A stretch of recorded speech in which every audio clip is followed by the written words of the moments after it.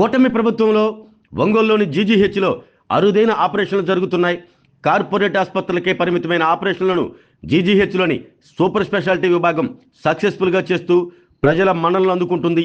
ఈ నెల 9వ తేదీ జీజీహెచ్లోని న్యూరోసర్జన్ విభాగం మెదడు కింది భాగంలోని వెన్నుపూస వద్ద ఉన్న గడ్డను అత్యంత క్లిష్టమైన ఆపరేషన్ ద్వారా ఆ పేషెంట్ను ప్రాణాపాయం నుండి కాపాడింది.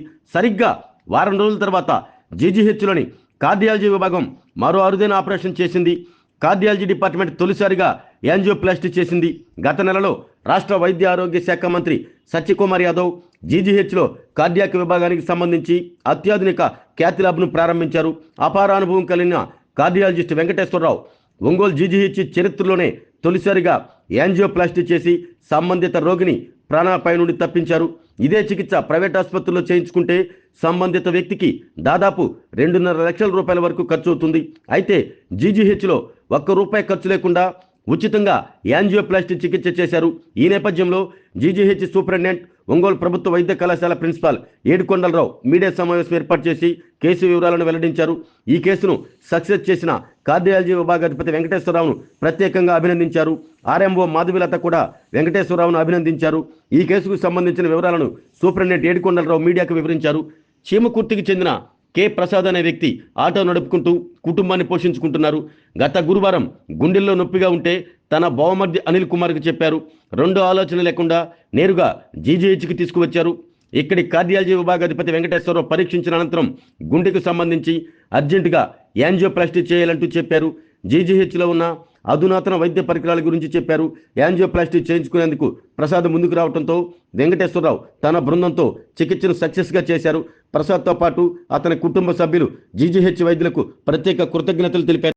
హాస్పిటల్లో చేస్తున్నటువంటి అరుదైన సర్జరీలు వాటి గురించి పత్రికా ప్రముఖంగా మీడియా ప్రముఖంగా మీకు తెలియజేయాలని, దాని తర్వాత అది మన ప్రకాశం జిల్లా వాసులకు కూడాను ఈ విషయము అందరికీ తెలియజేయాలన్న ఉద్దేశంతోనూ ఈ మీడియా సమావేశం కానీ పత్రికా సమావేశం కానీ ప్రెస్ మీట్ పెట్టడం జరిగింది. సో ఈరోజు చాలా ఆనందమైన రోజు అన్నమాట. లాస్ట్ వీకు మన గవర్నమెంట్ జనరల్ హాస్పిటల్ హిస్టరీలో కార్డియాలజీ డిపార్ట్మెంట్ వారు మొట్టమొదటి యాంజియోప్లాస్టీ అనే ట్రీట్మెంట్ చేయటం జరిగింది.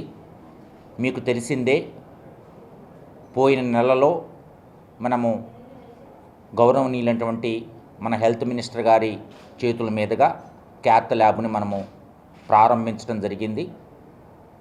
కానీ అంతకంటే ముందే ఒక నెల 2 నెలల నుంచి కూడా మన క్యాథ్ ల్యాబ్తో యాంజియోగ్రామ్స్ కూడా చేస్తున్నాము. సో గౌరవమైనటువంటి హెల్త్ మినిస్టర్ గారు లాస్ట్ మంత్ మనకు ప్రారంభోత్సవం చేయటం జరిగింది. దానివల్ల ఏంటంటే ప్రకాశం జిల్లాలో ఉన్నటువంటి వాసులందరికీ ఈ క్యాథ్ ల్యాబ్ ఓపెన్ అయ్యేటట్టు, మన గవర్నమెంట్ హాస్పిటల్ ఓపెన్ అయినట్టు అందరికీ తెలిసిపోవటం వలన ఆ నెక్స్ట్ డే నుంచి ఎక్కువగా అలాంటి ప్రాబ్లమ్స్ ఉన్నవాళ్ళు మన హాస్పిటల్కి రావడం జరిగింది. అందులో భాగంగానే పోయిన వారము ఒక అరుదైనటువంటి, అలాగే మన గవర్నమెంట్ జనరల్ హాస్పిటల్ హిస్టరీలో ఒక సువర్ణాధ్యాయం లిఖించబడినటువంటి ఒక మహత్తర ఘట్టం కూడా మనము ఆవిష్కరించబడింది. అదేంటంటే మొట్టమొదటిసారిగా ఈ ప్రాంతంలో గవర్నమెంట్ హాస్పిటల్లో ఏ ఖర్చు లేకుండా ఎంతో ₹1,00,000 ఎంతో చిల్లర అంత ఖర్చు అయ్యేటువంటి యాంజియోప్లాస్టీ అనే ట్రీట్మెంటు మనం చేయటం జరిగింది.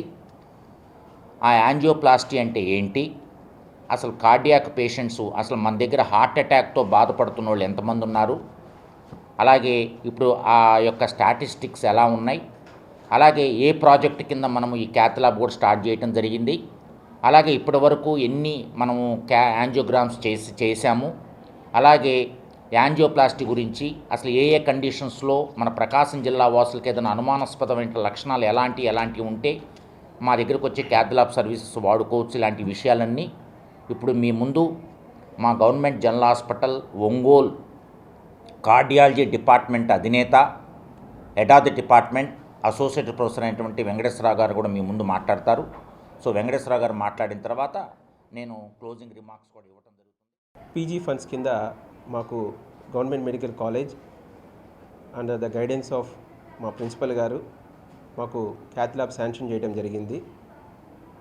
2024 మొదట్లో మనకి ఫండ్స్ రిలీజ్ అయ్యాయి. ఈ పని ప్రక్రియ సివిల్ వర్క్స్ అనుకోండి, లేకపోతే మన machine installation works, electrical works, పూర్తిగా శానిటైజేషన్ డిపార్ట్మెంట్ కానీ ఇవన్నీ కంప్లీట్ అవ్వడానికి దాదాపు 8 నెలల నుంచి 10 నెలలు ప్రక్రియ పట్టింది. గత సంవత్సరం డిసెంబర్లో పూర్తి స్థాయిగా ఎలక్ట్రికల్ సప్లై వచ్చిన తర్వాత మేము జనవరి మొదట్లో 2వ తారీఖున యాంజియోగ్రామ్ ప్రొసీజర్ అనేది స్టార్ట్ చేశాము. జనవరి 2న 2025వ సంవత్సరంలో ఆ రోజు మేము మిషన్ని ఎలా పనిచేస్తున్నది, మన హాస్పిటల్లో ఎలక్ట్రికల్ సప్లై కానీ పూర్తిగా ఉందా లేదా అనేది మేము చెక్ చేయడం జరిగింది. పేషెంట్కి కూడా ఎటువంటి ఇబ్బంది రాకుండా మొదటి యాంజియోగ్రామ్ పరీక్ష బాగా జరిగింది. పేషెంట్ కూడా సంతోషంగా డిశ్చార్జ్ అయ్యి ఇంటికి వెళ్ళారు. తదుపరి నుంచి మేము కరోనరీ యాంజియోగ్రామ్ ప్రొసీజర్స్ అనేవి మన గవర్నమెంట్ జనరల్ హాస్పిటల్లో స్టార్ట్ చేశాము. మన ప్రిన్సిపల్ సార్ పర్యవేక్షణలో మరియు సూపరింటెండెంట్ గారు మేడం గారు అప్పట్లో ఉన్నవారు మేడం గారి పర్యవేక్షణలో అన్నీ చేసుకుంటూ వెళ్తుండగా మన గవర్నమెంట్ పెద్దలు హెల్త్ మినిస్టర్ గారు, మన లోకల్ ఎమ్మెల్యే గారు, లోకల్ మినిస్టర్ గారు వాళ్ళంతా పర్యవేక్షణలో గత నెలలో మనం గొప్పగా క్యాత్ ల్యాబ్ని మన ప్రాంత ప్రజలకు, ప్రకాశం జిల్లా ప్రాంత ప్రజలకు అందుబాటులోకి తీసుకురావడం జరిగింది. ఈ ప్రక్రియలో భాగంగా మనకి యాంజియోగ్రామ్ జరిగిన వెంటనే కొంతమందికి స్టంట్ అనేది అవసరం ఉంటుంది. ఈ స్టంట్స్ అనేవి మన గవర్నమెంట్ హాస్పిటల్లో మన హాస్పిటల్ పెద్దలు టెండర్ ప్రక్రియ ద్వారా మనకి స్టంట్స్ని అందుబాటులో తీసుకొచ్చారు.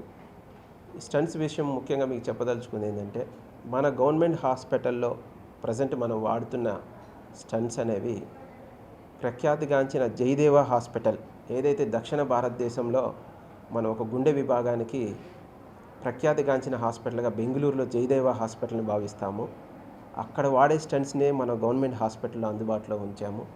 మనం ఇక్కడ వాడుతున్న స్టంట్స్ ప్రఖ్యాతిగాంచిన ప్రైవేట్ హాస్పిటల్స్ విజయ హాస్పిటల్ చెన్నై, అక్కడ కూడా వాడుతున్న స్టంట్స్ మన గవర్నమెంట్ హాస్పిటల్ ఒంగోలులో అందుబాటులో ఉంది. కాబట్టి నేను ఈ మీడియా ప్రముఖంగా ప్రకాశం జిల్లా ప్రజలకు చెప్పదలుచుకుంది ఏంటంటే, గవర్నమెంట్ జనరల్ హాస్పిటల్లో అందుబాటులో ఉన్నటువంటి స్టంట్స్ అనేవి చాలా నాణ్యమైన స్టంట్స్, ప్రఖ్యాతిగాంచిన హాస్పిటల్స్లో వాడుతున్న స్టంట్సే మనం గవర్నమెంట్ ప్రక్రియ టెండర్ అనే ప్రక్రియ ద్వారా తీసుకొని అవసరమైన పేషెంట్స్కి వాడటం జరుగుతుంది. కాబట్టి ఇవి చాలా నాణ్యమైన స్టంట్స్ మన గవర్నమెంట్ హాస్పిటల్లో ఉన్నాయి అనేది మీ మీడియా ద్వారా నేను మన ప్రకాశం జిల్లా ప్రాంత ప్రజలకు తెలియజేసుకుంటున్నాను. తర్వాత ఇప్పుడు మన పేషెంట్ ప్రసాద్ అనే పేషెంట్ గురించి మాట్లాడితే, మనకి గుండె ఓపీ గురువారం రోజు వచ్చారు మన హాస్పిటల్కి. ఆ ప్రసాద్ అనే పేషెంట్కి నేను ఆ రోజే చెప్పాను, అయ్యా నీకు గుండెపోటు ఉంది, ఈసీజీలో మీరు అడ్మిట్ అవ్వాలి. మీరు అడ్మిట్ అయ్యి తద్వారా అవసరమైన పరీక్షలన్నీ మన గవర్నమెంట్ హాస్పిటల్లో ECG, 2D echo machine, coronary angiogram, coronary stenting అనే అన్నీ ఉన్నాయని వివరించాను. తను కొన్ని పర్సనల్ రీజన్స్ వల్ల నేను ఒక్కరోజు ఆగొస్తాను సార్ అన్నాడు. ఏమైందో ఏమో వెంటనే శనివారం పరిగెత్తుకుంటూ వచ్చాడు మా క్యాజువాలిటీ డిపార్ట్మెంట్కి. క్యాజువాలిటీ డిపార్ట్మెంట్కి వచ్చిన తర్వాత మా క్యాజువాలిటీ డిపార్ట్మెంట్లో ఉండేటటువంటి ఎమర్జెన్సీ డాక్టర్లు అందరూ కూడా టైంకి రెస్పాండ్ అయ్యి ఆ పేషెంట్కి అవసరమైన ఇంజెక్షన్స్, ట్యాబ్లెట్లు అన్నీ అందజేశాము. తద్వారా మేము కార్డియాలజీ డిపార్ట్మెంట్కి రిఫర్ చేయగా మేము చూసుకొని అడ్మిట్ చేసుకున్నాము పేషెంట్ని. అలా అడ్మిట్ అయిన ప్రసాద్ అనే పేషెంట్కి మేము 12వ తారీఖున యాంజియోగ్రామ్ పరీక్ష చేశాము. కుడివైపు రక్తనాళంలో బ్లాక్ ఉందని వాళ్ళ బంధువులకి తెలియజేశాము. తెలియజేసిన తర్వాత స్టంట్ అనేది పెట్టాలి, అది పెడితే అతనికి భవిష్యత్తు బాగుంటుంది, ప్రాణహాని కూడా జరగదు అని వివరించాము. దానికి వాళ్ళ బంధువులందరూ అంగీకరించి మాకు కన్సర్న్ తెలిపిన తర్వాత, ఆ కన్సర్న్ తీసుకున్న తర్వాత మేము 13వ తారీఖు యాంజియోప్లాస్టీ ప్లాన్ చేశాము. యాంజియోప్లాస్టీ ప్రక్రియలో మనకి గవర్నమెంట్ హాస్పిటల్లో అవసరమైన వైర్లని, బలూన్లని, స్టంట్లని అన్నీ కూడా అందుబాటులో ఉన్నాయి. కాబట్టి ఆ పేషెంట్కి దాదాపు మేము 110, 208 ఇలా 2 రకాల సైజు బెలూన్స్ వాడాము. ఆ సైజు బెలూన్స్ ఒక్కొక్కటి కూడా సుమారు 30,000 నుంచి 40,000 అవుతుంది. ఆ 2 బెలూన్స్ ద్వారా ఎక్కడైతే రక్తనాళం పూడిక ఏర్పడిందో దాన్ని వెడల్పు చేశాము. వెడల్పు చేసిన తర్వాత 2.5 x 28 అనే సైజు స్టంట్ పెట్టాము. ఇలా 2 బెలూన్స్ వాడి తర్వాత స్టంట్ అమర్చాము. ప్రొసీజర్ అనేది చాలా క్లిష్టమైన ప్రొసీజరే. సంతోషము, పేషెంట్కి చాలా సంతోషంగా జరిగింది. ఎటువంటి కాంప్లికేషన్స్ రాలేదు. ఈ కేసు మేము 13వ తారీఖున మన గవర్నమెంట్ జనరల్ హాస్పిటల్లో కరోనరీ యాంజియోప్లాస్టీ జరగడం అనేది జరిగింది. ఈరోజు 16వ తారీఖు పేషెంట్ చాలా స్టేబుల్గా ఉన్నాడు. మీ ఎదురుగానే ఉన్నారు. డిశ్చార్జ్ ప్రక్రియ ప్రారంభించాము. ఈరోజు పేషెంట్ని డిశ్చార్జ్ చేయడం జరుగుతుంది.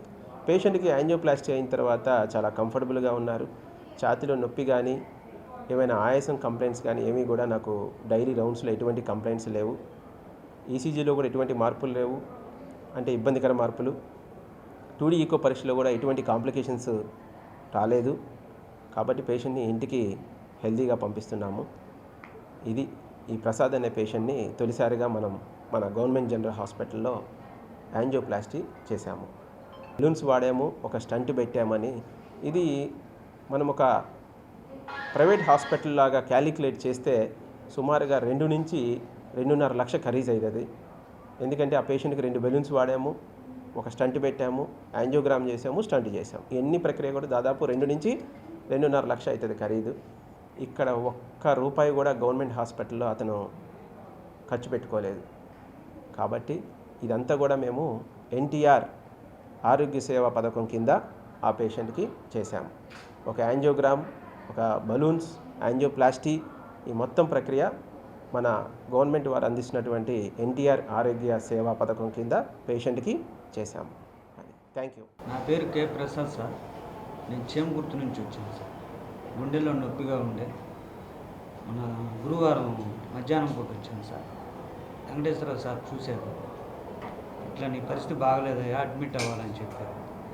ఒక 2 డేస్ ఆగి వస్తాను సార్ అని చెప్పి వెళ్ళాను. శనివారం బాగా నొప్పి వచ్చేసాను సార్. అడ్మిట్ చేశారు, జాగ్రత్తగా చూసుకున్నాను సార్. ఇప్పుడు బాగానే ఉంది సార్. గవర్నమెంట్ హాస్పిటల్లోనే బాగుంది సార్. ప్రైవేట్ హాస్పిటల్ లేదు. 48 రోజుల వెంటిలేటర్లో ఉన్నాను. నేను అప్పటి నుంచి గవర్నమెంట్ హాస్పిటల్ ట్రీట్మెంట్ చేపిస్తూ ఉన్నాను. మా బావగారి గుండెల్లో నొప్పి వచ్చిందని చెప్పి వచ్చారు. ఇక్కడే చేయించుకొని వెంకటేశ్వర సార్ని చెప్పారు వివరంగా. సార్ కూడా ఇక్కడే బాగుండిద్ది అని చెప్పి చెప్పారు. నాకు ఫుల్ నమ్మకంతో వెంకటేశ్వర సార్ మడికి ట్రీట్మెంట్ అనేది ప్రైవేట్ హాస్పిటల్లో ఒకసారి 2 సార్లు తిరుగుతారేమో తెలియదు, కానీ సార్ మడికి ఆ వార్డుని మడికి ఎప్పుడు అబ్జర్వేషన్ ఉంచారు. స్టాఫ్ మడికి చాలా బాగా చూశారు సార్. స్టాఫ్ మడికి ఎప్పుడు కనీసం నిద్ర కూడా బాగాలేదు పాపం. చెప్పాలంటే నేను నైట్ కూడా వచ్చాను, అర్ధరాత్రి 2 గంటల చూడటానికి వచ్చాను. వెంకటేశ్వర సార్ 4-5 సార్లు వార్డుకి వచ్చి చూడటం, బాగా చాలా కేరింగ్ తీసుకున్నారు సార్. ప్రజలకు అపోహ ఏ విధంగా ఉంటుంది, గవర్నమెంట్ హాస్పిటల్ అంటే సరిగ్గా చూడరని అపోహ ఉండేది. ఆ అపోహ అవసరం లేదు. గవర్నమెంట్ హాస్పిటల్లో చాలా నీట్ కానీ, నీట్ క్లీనింగ్ కానీ, ఆ వార్డు విధానం కానీ, ప్రైవేట్ హాస్పిటల్ కానీ చాలా గొప్పగా చూస్తున్నారు సార్. ఆరోగ్యమే మహాభాగ్యం అంటారు, కానీ ఆరోగ్యాన్ని నమ్మకంగా కాపాడే స్థానం ఎక్కడ? ఇది ఒంగోలులో మీకు దగ్గరగా మన Venkataramana nursing home private limited. Caring your life 54 ఏళ్ల విశ్వాసంతో ఇది ఒక హాస్పిటల్ కాదు, ఇది ఒక విశ్వాసం. 3 తరాలుగా వేలాది కుటుంబాలను ఆరోగ్యంగా నిలిపిన ఆదరణ.